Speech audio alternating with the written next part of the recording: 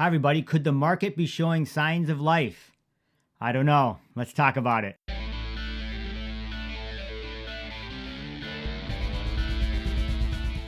So, as we all know, the Veve market has been in a funk for the last month and a half. It makes sense. It had this, incredible pump through January and into February. And now we just kind of it's been going down, down, down. Obviously, there's been world events that have pushed it down even further. And so everybody's like, when is it going to recover? Today, I want to talk about 3 things that I look for to see if the market is recovering and then what I do. Let's talk about it. When I am trying to figure out whether the market is coming back, it's really and really every time I log into the app, I go look at Todd. And we know it's the first NFT, the first Batman. It's such an iconic one. I think all-time high was like maybe around 15K or something like that, and then it has dropped down. It's been around 6,000. I think it fell under that even a little bit. And so that is the one I am looking at. Is it falling? Is it going up? It's just such a good indicator. And really, since it's such an iconic piece, and I know there are some people that have many of them, hundreds of them, but for the most part, most people have 1, 2, 0. And so I think it's still one that everybody wants. If they have 6,000 gems laying around, it's one they're gonna purchase if they haven't yet. And so it is such a great indicator of the market. After that is Superman. Superman traditionally has been around half of Todd. So back when Todd was 2K, Superman was 1K.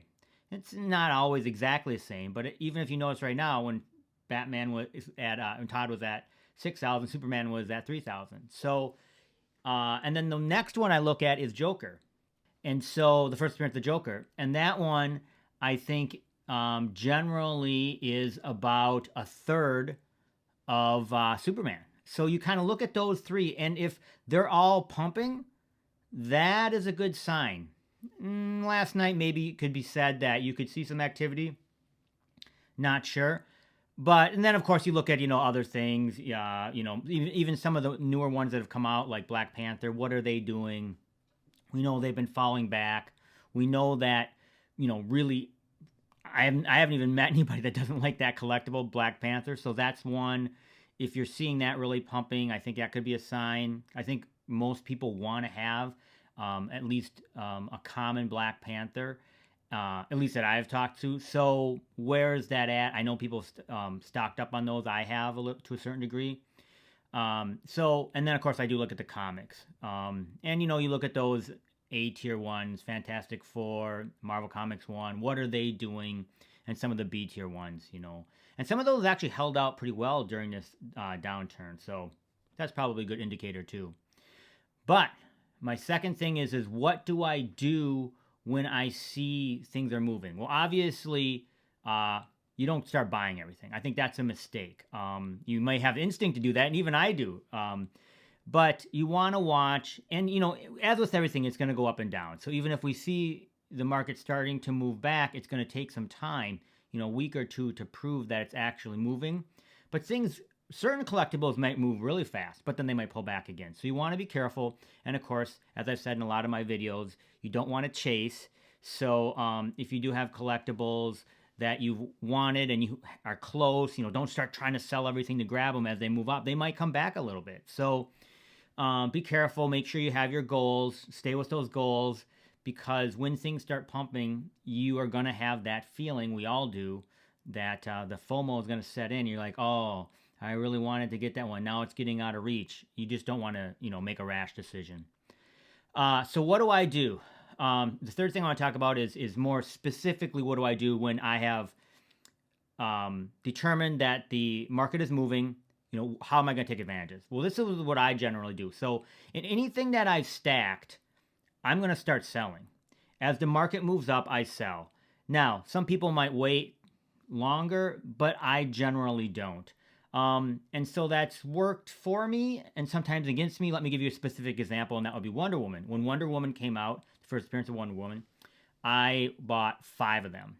And I bought them around 150 gems each, which was a good price. You never know, hopefully. And it does have a lot of mints, 10,000. So, you're nervous that it could fall back, but obviously it's the first appearance of Wonder Woman, so I felt pretty good about it.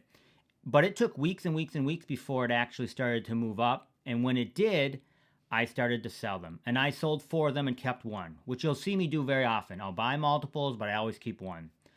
And so every time it went up 100 gems, I sold 1. So at 250, 350, 450, 550, and then I was done. It kept going up, but I was sold out. And it actually, if you remember, went way over 1,000. I can't quite remember, but it might have been even 1,500. I can't remember, at its peak. So I lost out on that potential big profit when it was at 1,500. But I'm okay with that because I didn't, in retrospect, now you know that an all-time high for that is 1,500. So when it pumps again, save them and not sell them so quickly. But at the time, these were all-time highs every single time. So I was selling. So that's kind of my mentality is I try to take a % profit with all of my duplicates as this thing moves up. Now, that will change. Once again, I only have one Wonder Woman right now, but I do have duplicates of others. So as the market moves, I'm going to start selling some and taking profit with those duplicates. We're so far down that it actually may take quite a while for it to reach its all-time high. So I might sell some initially as the market moves up and then hold on and not sell the rest of my stack until it's closer to the all-time high if I think that the market's strong enough to get there. So that's some really detailed information on how I react when the market starts to shift back. Obviously, other people have other strategies. I'd love to hear about them below if you want to write those in the comments. But I wanted to be as specific as I could because a lot of people ask me. I don't know if it's the best strategy, but that's generally what I do. I do think that the market is going to turn a little bit for the good, and that'll be exciting for all of us. Thanks for watching. I'll talk to y'all soon.